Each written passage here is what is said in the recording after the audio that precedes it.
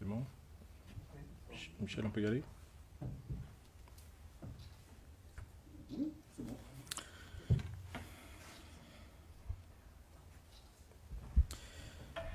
Bonjour à tous, mesdames et messieurs. Alors, soyez les bienvenus aujourd'hui au Presse Club Bruxelles, qui se trouve au 95 rue Frossard à Paris. Bruxelles, excusez-moi. Alors, la raison pour laquelle nous sommes ici, la société civile et la diaspora gabonaise, c'est le 15 décembre dernier, donc les autorités gabonaises et l'Union européenne ont clôturé un débat. Et ce débat qui a été clôturé le 15 décembre dernier ne tient pas compte des préoccupations des Gabonais. C'est pour ça qu'on prélude à cette rencontre qui aura lieu cet après-midi avec M.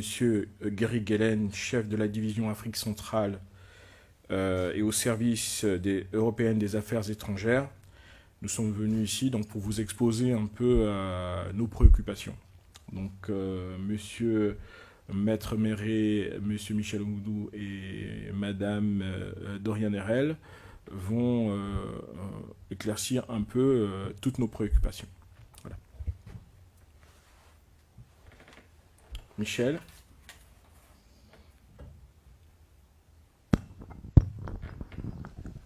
Merci Yvon. Mesdames, Messieurs de la presse, ici au Presse Club de Bruxelles, où nous allons encore une fois parler du Gabon. Gabonaise, les autorités de fait et l'Union européenne. Ce dialogue, je veux le dire tout de suite, nous le dénonçons. Nous le dénonçons parce qu'il n'a pas pris en compte les préoccupations des populations gabonaises, qui sont les principales victimes des exactions commises par le régime à la suite de l'élection présidentielle du 27 août 2016. Depuis cette date d'ailleurs, notre pays traverse une crise qui perdure, et c'est d'ailleurs à cause de cela que l'Union européenne, qui avait envoyé des observateurs en 2016, avait invité le gouvernement gabonais à engager un dialogue devant aboutir à l'apaisement du climat social. Mais ce dialogue a été interrompu par les autorités gabonaises dès que les questions relatives aux droits de l'homme ont été abordées, notamment les questions relatives aux prisonniers politiques, à la mise en place d'une commission d'enquête internationale indépendante qui devait faire la lumière sur toutes les tueries, je pèse bien mes mots, sur toutes les tueries qu'il y a eu à la suite de cette élection.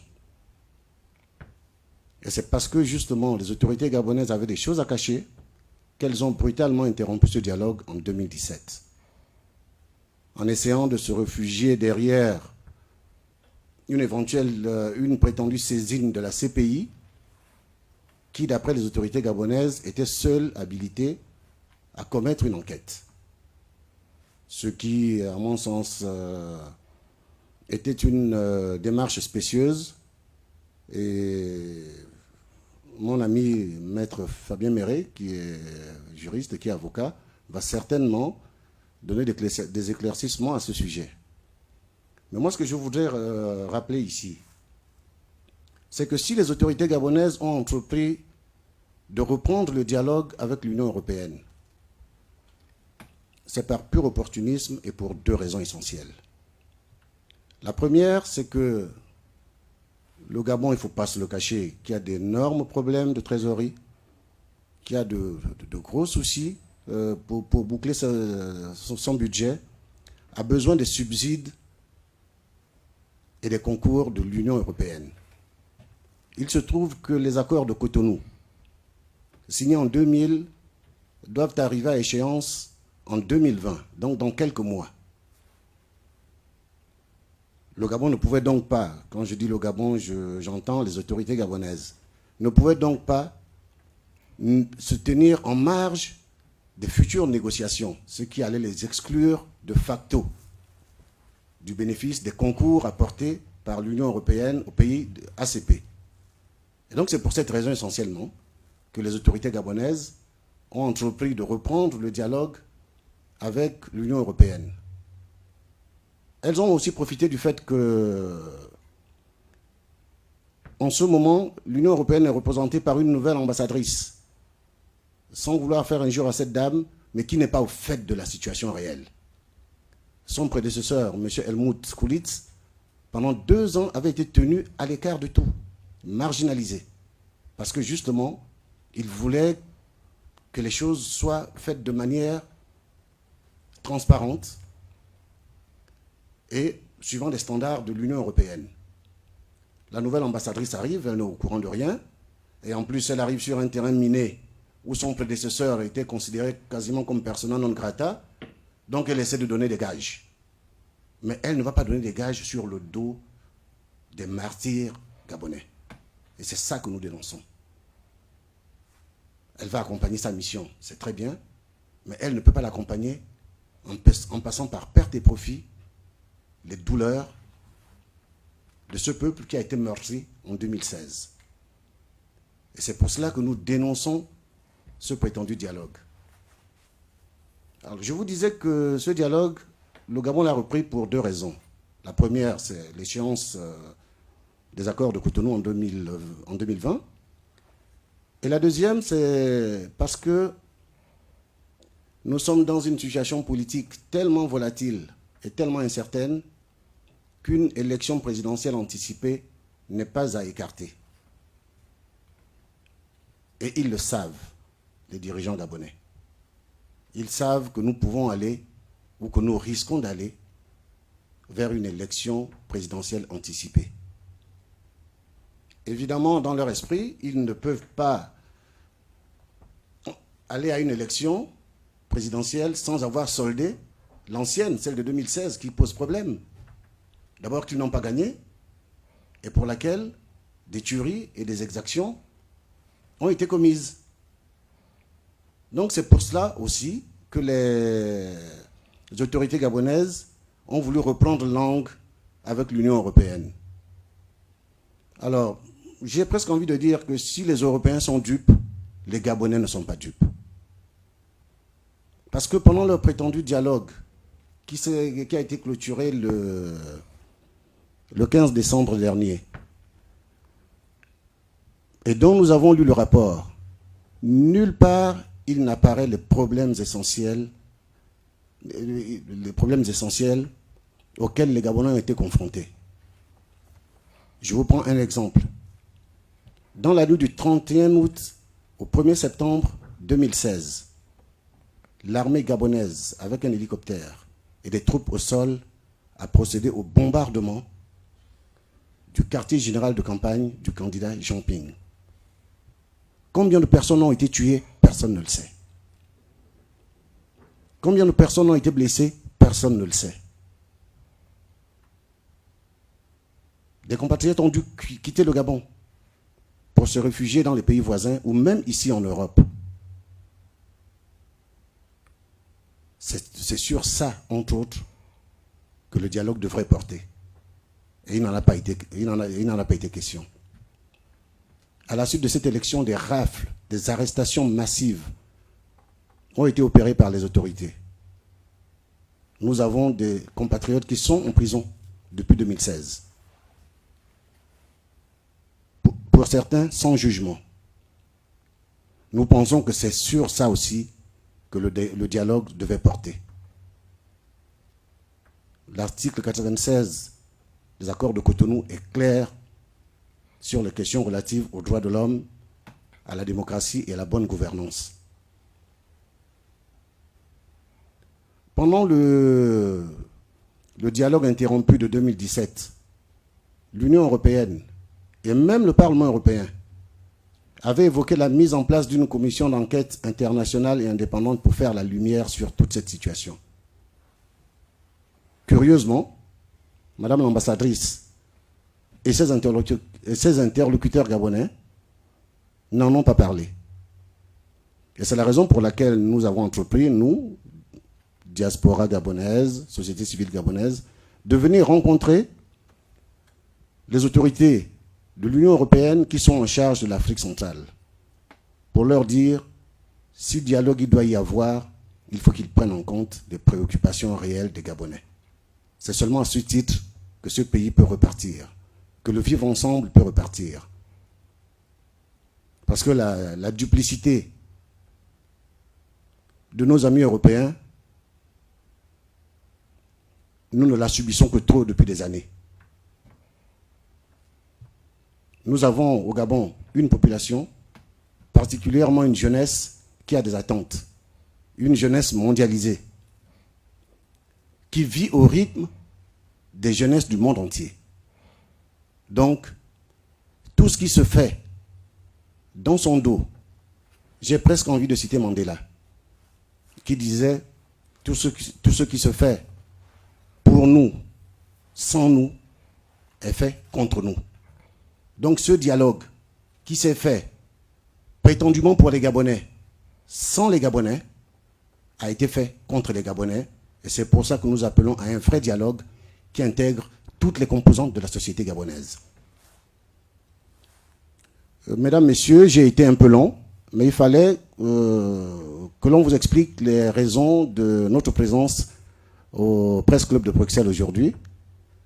Et surtout pour que ça ne reste pas juste dans les tiroirs de quelques fonctionnaires européens. Donc, je vais repasser la parole à Yvon, au modérateur. C'est lui ensuite qui indiquera dans quelle voie nous allons continuer et ensuite la parole reviendra aux journalistes. Je vous remercie. Merci beaucoup, Michel.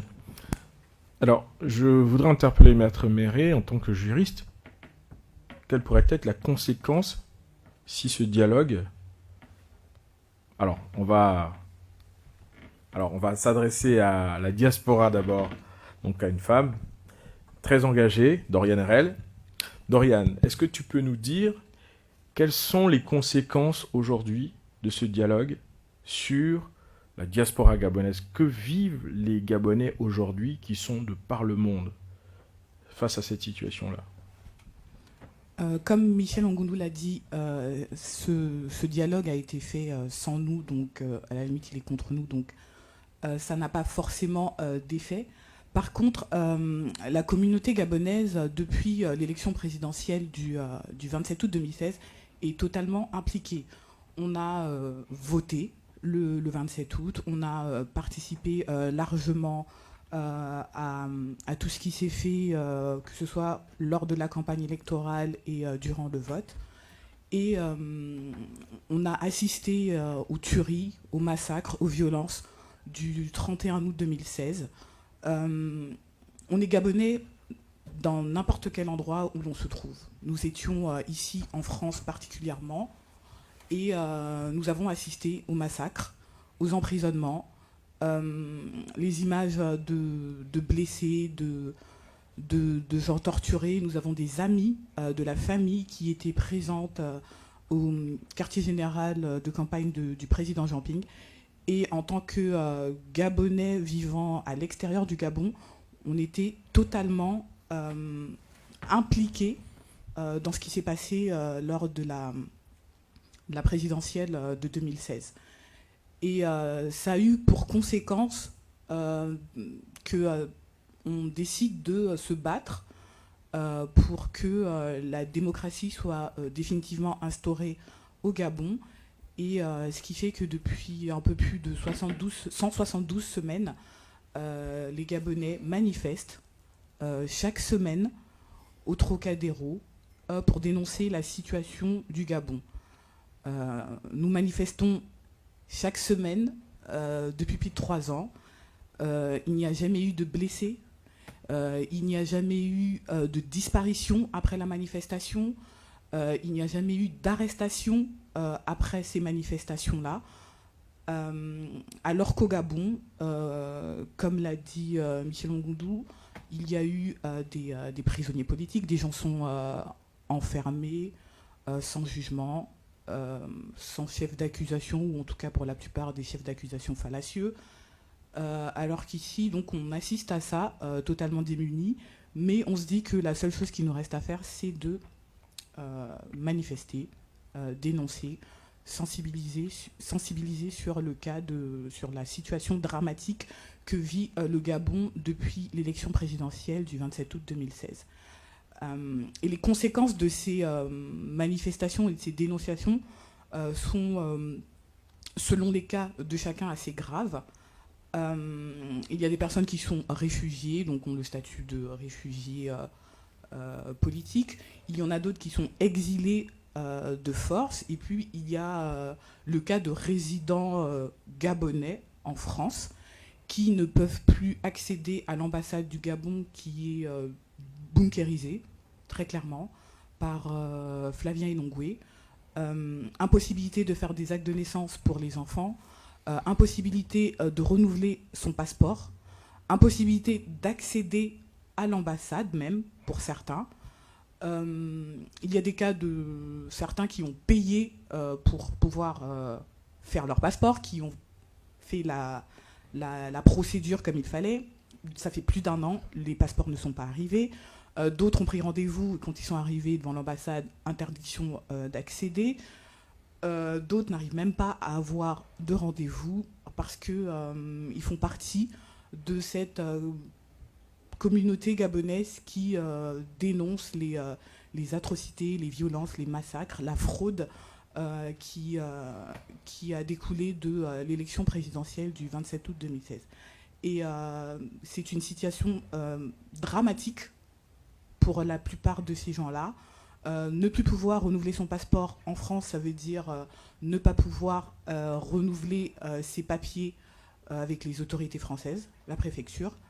Ça veut dire ne pas pouvoir quitter le territoire français pour aller en voyage à l'extérieur. Et ça découle plutôt de la situation de l'élection présidentielle 2016 plutôt que du dialogue politique qui ne répond absolument pas aux aspirations des Gabonais en général. Très bien. Alors, je vais passer la parole à Maître Méré, qui va nous... À vous, Maître. Merci bien, merci Yvon, merci Michel, merci Doriane.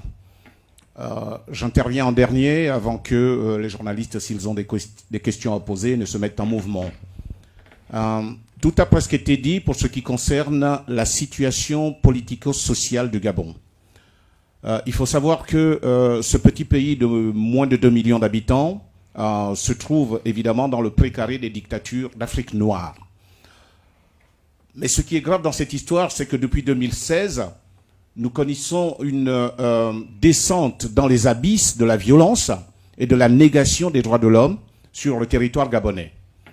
Et ce petit peuple, à travers ses composantes, a écumé le monde occidental, je dis bien écumé, autrement dit, dans sa représentation extérieure, il a été partout où il se devait être pour porter la parole du peuple gabonais opprimé et dénoncer toutes ces violations qui sont commises sur cette faible population. Nous avons été aux États-Unis, au département d'État. Nous avons été à Genève, devant le commissariat des droits de l'homme. Nous sommes venus à Bruxelles déjà à plusieurs reprises. Et aujourd'hui, nous sommes à nouveau ici parce que, comme l'a dit Michel tout à l'heure, il y a eu la reprise du dialogue dit intensifié imposé par les accords de Cotonou qui ont été signés entre les pays d'Afrique, Caraïbes et Pacifique avec l'Union européenne, qui est un partenaire privilégié du Gabon. Et sur la base de ces accords, le Parlement européen a été saisi. Et nous avons été devant le Parlement européen en 2016, 2017 et encore en coulisses pour obtenir en 2017 2 résolutions fondamentales. C'est l'aspect formel qui est important pour nous ici, parce que nous sommes, nous, habités par le souci de ce que le droit international, de ce que le droit gouverne la politique et les rapports sociaux. C'est pour cette raison que nous nous appuyons sur les 2 résolutions adoptées devant le Parlement européen le 4 février 2017 et le 19 septembre 2017. La 2e résolution est fondamentale pour nous et elle a été, évoquée par Michel Ongoulou dans son introduction parce qu'elle consacre là-dedans la nécessité d'une mise en place d'une commission d'enquête internationale sur les exactions commises juste après l'élection présidentielle de 2016 par les autorités gabonaises, le régime qui se trouve en place actuellement. Cette commission internationale ouvrait déjà la porte à la nécessité d'infliger des sanctions aux auteurs identifiés des crimes commis à l'occasion de cette élection. Et le dialogue dit intensifié, qui est la suite du dialogue simple lorsque il n'y a pas d'issue dans l'entretien entre le Parlement européen et le pays concerné, signifiait justement que les événements qui s'étaient déroulés au Gabon étaient d'une importance qui ne pouvait laisser personne indifférent. Ce dialogue a été interrompu, comme on l'a dit, par le gouvernement gabonais dès qu'il s'agissait d'aborder la question des droits de l'homme. Et comme par hasard, il a été repris en novembre dernier et clôturé 15 jours après. Mais de ce qui ressort de ce rapport, le peuple gabonais ne se reconnaît pas. Mais alors, pas du tout. Il est facile et il n'est pas nécessaire de sortir de Sciences Po en lisant ce rapport pour comprendre que l'essentiel qui avait été consacré par la résolution donc des députés européens a été mis à l'écart pour aborder des questions futiles de développement de la jeunesse, de questions relatives à l'assainissement de l'environnement, de questions relatives à la lutte contre les gaz à effet de serre. Ce n'est pas ce que le peuple gabonais attend. Un principe premier qui s'impose à toute société, c'est que dès lors qu'il y a des crimes de masse comme cela, la justice, soit de ce pays ou la justice internationale, se doit d'ouvrir une enquête. Sur le territoire gabonais, aucune enquête sérieuse, judiciaire, n'a été ouverte à l'occasion de ces crimes-là. Il n'y a aucune enquête. Sur le plan international, la CPI qui avait été saisie par les autorités gabonaises a préféré décliner sa responsabilité de policier international, d'officier judiciaire international, pour des raisons que nous soupçonnons, mais que nous ne pouvons pas évoquer parce que nous n'avons pas de preuves formelles entre les mains. Mais il est inimaginable qu'à la suite de ce qu'il s'est passé est suffisamment documenté, et vous avez entre les mains d'Oriane ici un document lourd de preuves consistant à archiver toutes les victimes, celles connues, mortes, disparues, blessées, emprisonnées. Tout cela est documenté et archivé, est à la portée de tout le monde, y compris des journalistes ici présents. Et tous ces éléments ont été fournis aux différentes autorités, et c'est ce qui a permis d'ailleurs à l'Union européenne, qui avait été mise en difficulté sur le territoire gabonais par les autorités gabonaises jusqu'à les faire expulser, qui leur ont permis d'adopter ces résolutions-là. Et on est étonné qu'aujourd'hui, le nouvel ambassadeur de l'Union européenne au Gabon, Madame Rosario Bento País, ait conclu avec le régime dictatorial de passer outre l'essentiel du contenu de la résolution. Et cela, nous ne pouvons pas l'accepter, et c'est ce que nous dénonçons, et c'est pour cette raison que nous continuerons à entreprendre cette action de résistance, cette action de dénonciation, jusqu'à ce que le peuple gabonais soit reconnu dans son droit naturel de savoir ce qu'il s'est passé sur son territoire, et que sa souveraineté soit reconnue dans l'espace relatif au choix des dirigeants qu'il choisit lui-même, si je puis me répéter. Cette question d'enquête internationale ne poserait aucun problème si le régime gabonais n'avait rien à se reprocher. Cette question d'enquête internationale s'impose à toute partie impliquée dans des événements aussi graves que ceux-là. Cette question d'enquête internationale va mettre en difficulté l'Union européenne si elle commence à se renier elle-même en mettant sous le boisseau ou dans le tiroir les propres résolutions adoptées par son propre Parlement. Et aujourd'hui, nous nous trouvons à Bruxelles, c'est le siège du Conseil européen, donc l'organe exécutif lié au Parlement européen. Ce sont les chefs de gouvernement et les chefs d'État de l'Union européenne qui siègent au Conseil européen et qui sont censés mettre en mouvement les outils qui permettent d'exécuter les décisions, les lois ou les résolutions adoptées devant le Parlement européen. Aujourd'hui, les résolutions relatives au Gabon n'existent apparemment plus sur la table du Conseil européen. Et cela est inacceptable, et cela n'honore pas l'Union européenne. Parce que l'Union européenne et les pays qui la composent, sont fondés sur le droit. Le soubassement de la France, de la Belgique et des autres pays, c'est le droit. Sans droit, c'est l'anarchie. Et donc, l'Union européenne elle-même et ces pays qui se trouvent directement en contact avec le Gabon ne peuvent pas renier leur ADN. L'ADN de la France, c'est le droit. Ce sont les droits de l'homme, c'est toute la législation européenne et les conventions internationales qui la lient aux autres pays. Et le Gabon est un pays assujetti aux mêmes lois. La Déclaration universelle des droits de l'homme est évoquée en permanence en France, en Belgique, un peu partout dans le monde, mais les Gabonais ont également le droit de s'y appuyer. Et elle fait partie du corpus de la Constitution gabonaise. Elle est évoquée dans ses articles premiers.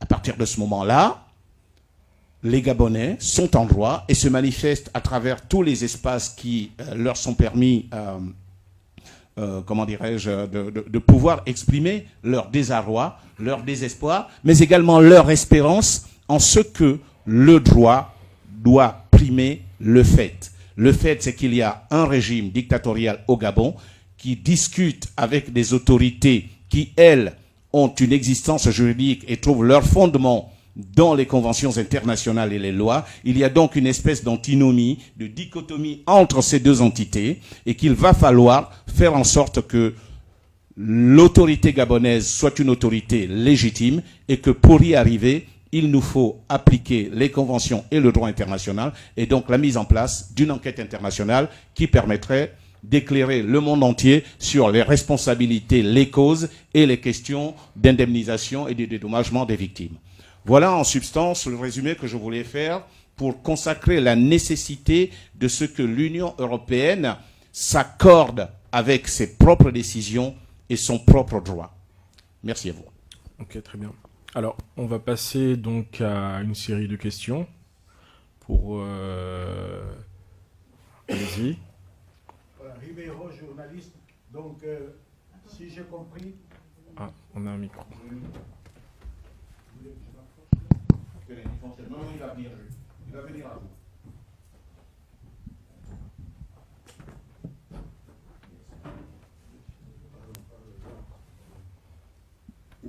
Donc, Ribeiro, journaliste. Si j'ai compris votre présence ici à Bruxelles aujourd'hui, c'est pour ce rendez-vous, entre autres, avec le desk de l'Afrique centrale.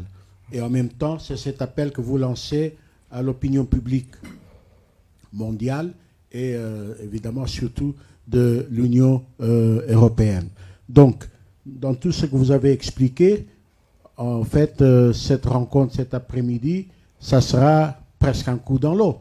Parce que nous sommes là dans une situation carrément où la personne que vous allez rencontrer n'a pas d'autorité politique.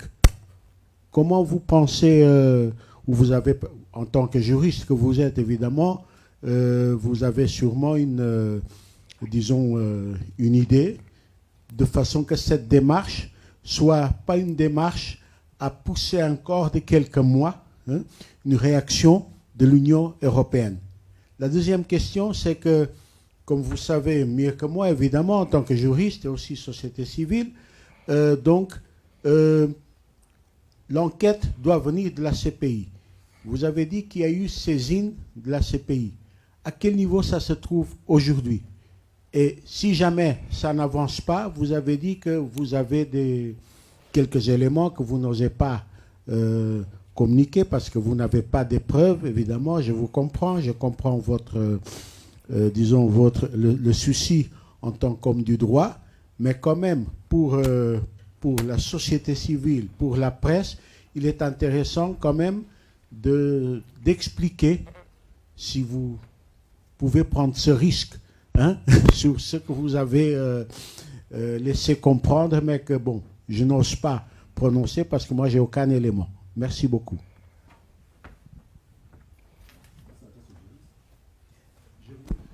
Merci, Monsieur Ribeiro. Merci bien. Vous pouvez le poser là. Merci. J'ai compris la pertinence de vos questions et elles ont un fond très conséquent sur la suite des événements. La première question est relative à l'idée que, qu'en rencontrant le responsable du Desk Afrique, cet échange ne soit finalement qu'un coup d'épée dans l'eau. Alors, je partirai d'une image simple. Il aura fallu qu'il y ait plusieurs trompettes pour que les murs de Jéricho finissent par tomber. Et nous sommes dans cet esprit. Autrement dit, la démarche d'aujourd'hui sera une action supplémentaire dans ce que nous avons entrepris depuis 3 ans. Et nous n'entendons pas nous arrêter.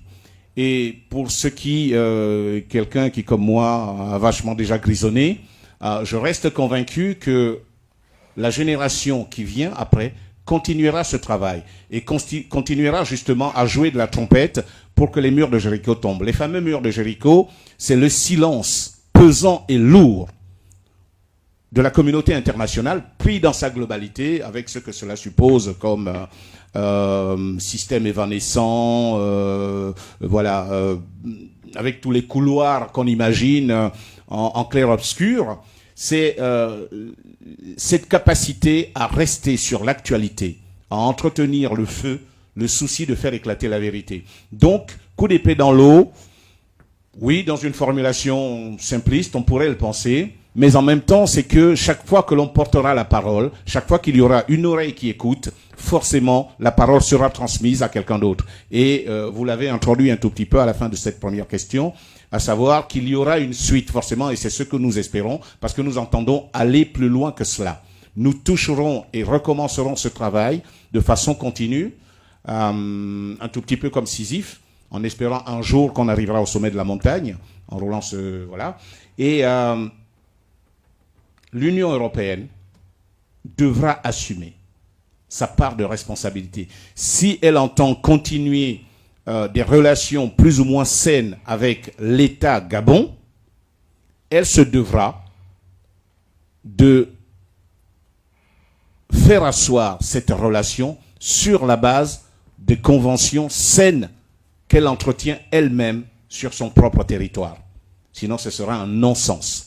Et c'est le problème d'aujourd'hui. Nous pensons que si on n'évoque pas cet aspect de la question, l'Union européenne passera à autre chose. Et semble vouloir passer à autre chose. J'entends par là la partie exécutive de l'Union européenne, parce que le Parlement européen a fait son travail.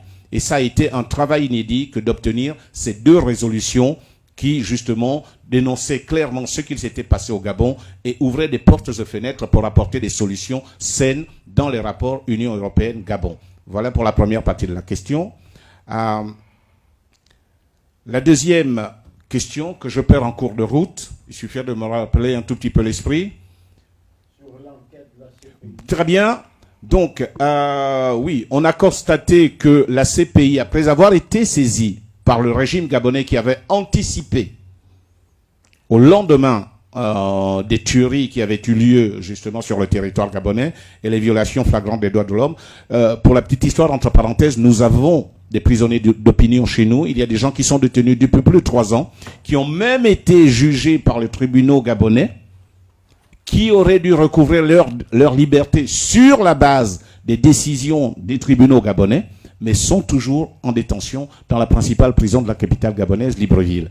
C'est le cas de M. Landry Amiens Washington, et d'autres ne sont pas jugés, ne font pas l'objet d'une instruction procédurale respectueuse des règles élémentaires de droit. C'est Pascal Oyougou, c'est Zibi Bertrand Abégué, d'autres, des plus jeunes encore, comme Balak Obam. Ce sont les noms de toutes ces personnes qui aujourd'hui croupissent dans les geôles gabonaises et ne bénéficient pas de leurs droits élémentaires à un procès équitable devant un jury équitable. Donc, pour en revenir à l'enquête de la CPI qu'on aurait dû obtenir et que le peuple gabonais souhaitait, la CPI avait rendu un pré-rapport pour dire, en l'état des choses et des éléments dont elle disposait, elle estimait ne pas devoir ouvrir une enquête sur ce qu'il s'était passé au Gabon et s'en remettait aux autorités judiciaires gabonaises. Mais qu'elle restait vigilante pour surveiller le processus de normalisation judiciaire, donc pour ce qui concerne toutes ces actions, au niveau du Gabon. 3 ans après, on a encore des détenus d'opinion qui s'y trouvent, on a des disparus dont la question n'est pas évoquée au Gabon, on a des familles meurtries qui attendent toujours mais qui ont peur parce que la dictature est en place, elles ne peuvent pas se manifester publiquement pour réclamer une enquête pour ce qui concerne les leurs qui ont disparu. Et nous pensons qu'à un moment ou à un autre, et l'histoire est là pour nous rappeler que, quelle que soit la durée de la nuit, nous connaissons la suite, quelle que soit la durée d'une dictature, elle finit toujours par tomber. Mais elle finit par tomber parce qu'il y a des actions, parce qu'il y a des gens qui luttent, parce qu'il y a des gens qui se battent. L'exemple de l'Inde ou de l'Afrique du Sud sont là pour le rappeler. La Roumanie, qui n'est pas très loin d'ici, on sait ce qui s'était passé avec Ceausescu. On sait ce qui s'est toujours passé dans l'histoire. Dès lors que vous n'abandonnez pas, dès lors que vous ne cédez pas, la dictature finira par tomber. Donc, les questions juridiques que vous posez, la question relative à l'enquête internationale, est tout à fait, comment dirais-je, fondée, pertinente sur l'instant, dans le cœur de l'actualité. Et c'est cette raison qui fait en sorte que, même si juridiquement nous rencontrons des difficultés aujourd'hui à mettre en place, à obtenir justement l'ouverture de cette enquête internationale qui ouvrirait un procès à caractère international sur les exactions commises, nous ne désespérons pas de ce que la situation change et qu'au cours de notre parcours, au cours de nos luttes, nous obtenions à un moment donné le déclic qui permettra justement que tout ceci se mette en place et que la société gabonaise puisse en fait penser ses plaies et repartir de l'avant. C'est moi. Je vais un peu compléter ce que Maître Méré vient de dire. En revenant sur le syndrome du coup d'épée dans l'eau qui guetterait notre démarche. On a le choix entre continuer à résister de plusieurs manières et ne rien faire. Nous avons choisi de continuer à résister. Nous avons choisi de continuer à nous battre. C'est vrai, nous ne sommes pas dupes. À la Commission européenne, c'est des fonctionnaires, certains sont carriéristes, nous le savons. Mais en même temps, c'est justement pour prévenir une sorte de, j'allais dire, de laxisme de leur part que nous avons entrepris de donner cette conférence de presse pour que le monde entier sache. Parce que ce que nous disons aujourd'hui va avoir une portée grâce à vous, la presse, de manière à ce que le desk Afrique que nous allons rencontrer cet après-midi soit mis en face de ses responsabilités. Nous allons leur déposer un mémorandum qui va comporter 4 ou 5 points essentiels sur lesquels il faudra que l'Union européenne se penche. Il y a le problème des prisonniers politiques. En 2019, on ne peut pas concevoir qu'il y ait encore des prisonniers d'opinion. Il y a le problème des exilés, comme le disait Dorian tout à l'heure, et des réfugiés politiques, qui se retrouvent quasiment comme des apatrides, tout simplement à cause de leurs opinions. Il y a la mise en place de cette commission d'enquête internationale indépendante, qui est incontournable. Nous sommes en Belgique. Pour rappeler un souvenir douloureux, il y a quelques années, des attentats ont été commis ici, des attentats terroristes. Qu'ont fait les autorités belges? Elles ont d'abord essayé d'identifier les victimes, de les dénombrer, de les identifier, et ensuite d'essayer d'identifier les coupables, les auteurs de ces attentats. Nous sommes dans le même cas de figure. Plus grave, nous avons été, ou nous sommes victimes d'une espèce de terrorisme d'État, puisque c'est notre armée, avec notre argent, payé sur nos impôts, qui nous a tiré dessus, qui a tué nos enfants, qui a tué nos frères, qui a tué nos amis. Et là, la mise en place d'une commission d'enquête internationale est incontournable. Parce que déjà, il faut qu'on sache qui est mort. Qui sont les commanditaires? Qui sont les exécutants? Combien de personnes ont été tuées? Et pourquoi ont-elles été tuées? Vous savez, se taire, ce serait offrir une prime aux criminels et aux bourreaux. Fabien Méré l'a dit tout à l'heure, en prenant l'exemple de l'Afrique du Sud et de l'Inde.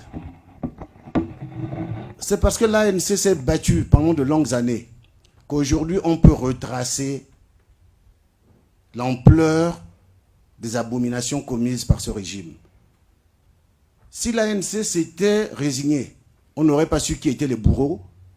Et comme dit un proverbe bien de chez nous, tant que les éléphants ou les lions n'auront pas leurs propres historiens, les histoires de chasse tourneront toujours à l'avantage du chasseur. Tant que les lutteurs ne lutteront pas pour documenter comme on l'a fait ici, les régimes en place demain vont s'exonérer trop facilement de leurs responsabilités. Ils vont même essayer de passer pour des victimes. C'est d'ailleurs ce à quoi on a assisté en 2016. C'est eux qui, de manière préventive, ont saisi la CPI. Ce qui est curieux, c'est que le même régime s'est réjoui quand la CPI a décidé d'abandonner l'enquête. La presse proche du pouvoir s'est réjouie du fait que la CPI n'ait rien trouvé. C'est quand même étonnant. Vous saisissez un juge, un officier pour dire quelque chose de grave s'est passé chez moi. Et quand le juge vient dire non, non, non, finalement, votre plainte n'a pas d'objet, vous dites ah, je suis content, c'est tant mieux. Et j'applaudis. Et c'est ce qui s'est passé. Ce sont des documents qui sont disponibles dans les archives, c'est pas vieux, les articles de la presse proche du pouvoir. Or, nous ne voulons pas laisser ce vide-là. Il faudra que les bourreaux payent demain. Demain, ça peut être en 2020, ça peut être en 2030, mais les bourreaux devront payer pour leur forfait. C'est pour cela que nous sommes là. Et c'est pour cela que nous avons pris le parti de venir donner cette conférence de presse pour que le desk Afrique de l'Union européenne sache que ce n'est pas seulement une affaire entre eux et nous. Sache que ce n'est pas le mémorandum qu'on va laisser qui va finir dans un tiroir. Parce qu'après cela, nous allons aussi nous adresser aux députés européens. Et nous allons continuer à nous battre, continuer à résister jusqu'à ce que la vérité finisse par sortir. Certains d'entre nous peut-être ne verront pas ça, mais on aura fait notre part. On aura fait notre part. Et nous attendons de l'Union européenne qu'elle fasse aussi sa part. Donc voilà ce que je voulais ajouter par rapport à ce que Maître Méré a dit.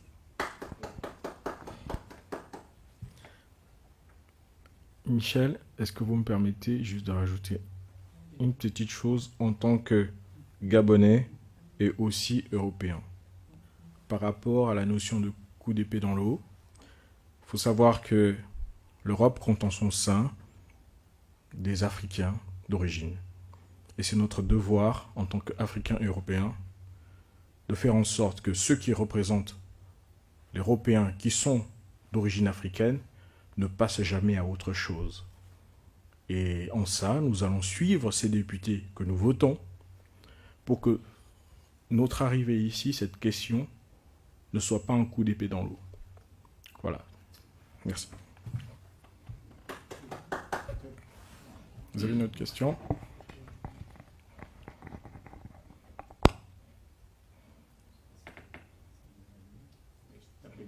Ici. Non, je suis contre la violence, donc on peut pas. Je m'appelle Pascal, je vous remercie pour vos exposés sur le Gabon. Tout à l'heure, je vous ai dit, je suis né dans un pays que vous connaissez. Et je commence par un petit commentaire, justement. Je pense que l'histoire d'un pays que vous connaissez, qui s'appelle le Burundi, ressemble plus ou moins à votre pays, à votre situation actuelle. C'est presque la même situation actuelle. Et c'est pourquoi moi je suis, pour me présenter, j'écris et aussi je fais des expertises entre autres en politique internationale ou nationale, et en relations internationales aussi. Et aussi, je mets un accent surtout sur les droits de l'homme et le développement durable. Donc, vous comprenez que je comprends votre situation. Je suis aussi afro-européen, je suis belge, hein, et je continue à lutter ou plus ou moins, au moins écouter ou travailler ensemble avec les personnes qui luttent pour les droits de l'homme. Et je vais commencer. J'ai toujours ça sur moi, dans mes poches. Tous les États du monde, presque, à l'époque, ont signé ça. La Déclaration universelle des droits de l'homme. Et je suis étonné, après 70 ans, que certains États continuent à bafouer ce qu'ils ont signé devant l'Assemblée générale, etc., etc. Et je peux rappeler, avant de poser une ou deux questions, quelques libertés fondamentales et certains droits fondamentaux. Cette année, je suis revenu là-dessus d'ailleurs pendant ma campagne ici à Bruxelles, et j'ai participé en tant que citoyen belge, et c'était les droits de l'homme que j'ai mis devant. Donc, liberté de vivre sans souffrir de discrimination. Tous les êtres humains naissent libres et égaux en dignité et en droit. Ils sont tous doués de raison et de conscience et doivent agir les uns envers les autres dans un esprit de fraternité. Ça, c'est l'article 1er. Hein. Tout individu a droit à la vie, à la liberté et à la sûreté de sa personne. Article 3. Ne fût-ce que ça, c'est suffisant pour cadrer ce que vous avez dit. Bon, moi je vais poser maintenant certaines questions. Connaissant la situation notamment du Burundi, est-ce qu'il y aurait moyen de continuer à plaider, surtout se baser sur les deux résolutions du Parlement européen, revenir là-dessus, pour que, actuellement, vous savez, il y a un changement, il y a de nouveaux mandataires, profiter de ce cap, cette situation, pour justement revendiquer vos droits, continuer à reposer les mêmes questions, il ne faut pas vous décourager. Je pense que le combat continue. Il y aurait moyen de composer une équipe. Est-ce que vous avez un groupe qui travaille ensemble, une plateforme? C'est ça la question, qui travaille sur ça. Ça, c'est ma première question. Je ne sais pas quand est-ce qu'il y aura les prochaines élections chez vous. Je n'ose pas poser une petite question, peut-être qui n'est pas petite. Comment va la santé du président? La santé du président actuel de chez vous, la santé. Et où est l'honorable M. Jean Ping? Où est-ce qu'il est? Moi, je ne sais pas quelle est sa situation actuelle. Est-il en prison ou il est libre? Ce sont des questions quand même très importantes. La santé du président et Jean Ping. Peut-être qu'on va continuer à causer après. Je ne vais pas poser trop de questions là-dessus. Vous m'avez compris que je comprends ce que vous dites, parce que je connais déjà la situation au Burundi. Je vous remercie. Moi, je vais commencer par la fin, en parlant de la situation du président Jean Ping, mais en précisant que, un, je ne suis pas son porte-parole, et deux, j'intègre la situation que vit le président Jean Ping dans un ensemble global. Le président Jean Ping est quasiment assigné à résidence. Il est privé comme certains Gabonais, je dis il est privé comme bien d'autres Gabonais, de son droit élémentaire d'aller et venir. Le président Jean Ping est, comme la majeure partie de ses compatriotes, assigné dans une prison de 267 000 km². Le Gabon est une prison à ciel ouvert, où même les syndicalistes ne peuvent pas tenir d'assemblée générale dans leur siège. Donc la situation du président Ping est emblématique de ce que vivent les Gabonais. Les Gabonais sont en prison d'une manière ou d'une autre. C'est une prison de 267 000 km², où vous avez des militaires dans la rue, partout et tous les jours. Mais, pour ce que je sais, le président Ping va bien, il va très bien, il est toujours déterminé à faire aboutir la vérité des urnes telle qu'elle s'est manifestée le 27 août 2016. Donc voilà ce que je pouvais dire. Maintenant, pour le reste, si quelqu'un est disposé à parler de choses, vous allez m'excuser Pascal, futiles, autour de cette table, je voulais juste parler du président Ping. Pour le reste, si quelqu'un veut en parler, je laisse la parole à mes deux compatriotes. Écoutez, je vais prendre la première partie de votre question pour ce qui concerne la suite des événements en se fondant, si nous avons une plateforme, à partir du moment où il y a aujourd'hui de nouveaux élus au Parlement européen, est-ce que nous sommes en contact pour continuer à faire avancer les choses? Je vais dire vraiment au premier abord un mot pour ce qui concerne le Burundi. Nous sommes au courant, j'ai toujours suivi l'actualité internationale et j'en discute assez souvent avec mon entourage et j'ai toujours été déchiré par ce qui s'est passé autour des Grands Lacs. Okay. Et sans évoquer le Rwanda, je sais que le Burundi continue à sombrer dans cet état qui ressemble terriblement à celui du Gabon aujourd'hui. Et nous avons toujours eu une pensée très forte à l'endroit des populations burundaises qui subissent depuis des décennies toutes les violences de tous ces dictateurs qui se succèdent et dont je veux dire, l'État ne s'améliore pas davantage que cela. Et c'est un peu dommage, une fois de plus, on en revient à la communauté internationale. On sait à un moment donné, pour ce qui concerne le Burundi, qu'il y avait eu une prise de position assez forte à un moment donné de cette communauté internationale à travers ses composantes. Et puis finalement, bon, on a fini par laisser M. Nkurunziza continuer à faire ce qu'il entend et ce qu'il veut faire. Voilà. Donc on est vraiment de tout cœur avec ce peuple parce que nous pensons que nous partageons les mêmes blessures, les mêmes drames.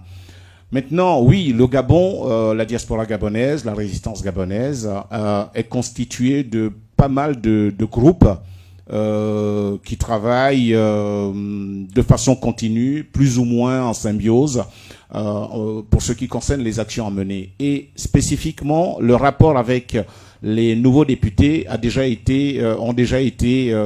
font déjà l'objet de relations.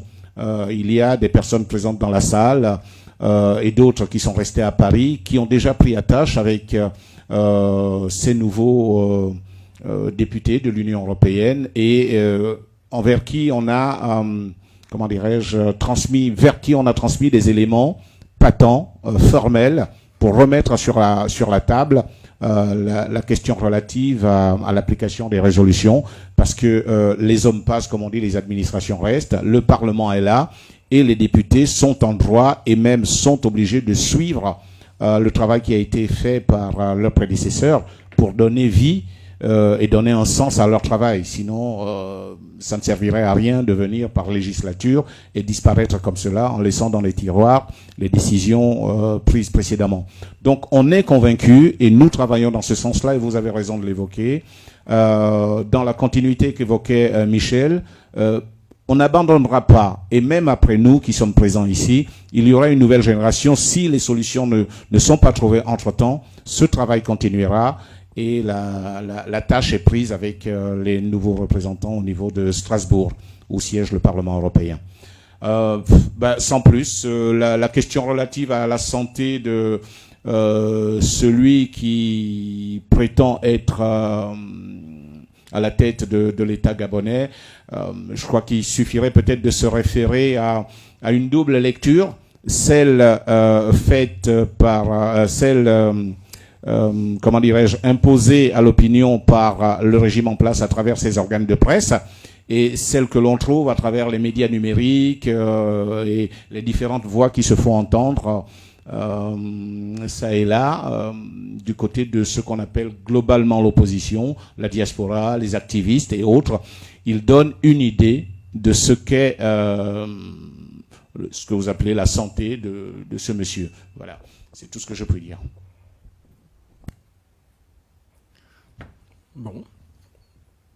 Alors, je ne vais pas ajouter grand-chose. Donc, merci de nous avoir reçus. On va conclure là. Il y a une chose qui est sûre, c'est que personne ne fera de l'Afrique à la place des Africains. Et tant on a pour habitude de dire, on ira jusqu'au bout, on essaiera, on n'a pas le choix que de réussir.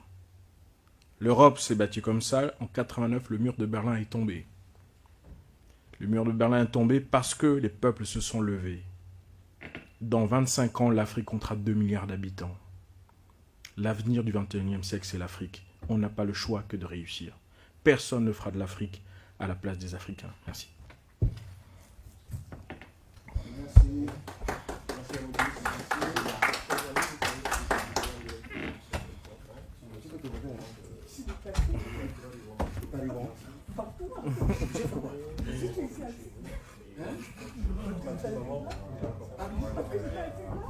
Tu voulais être assis.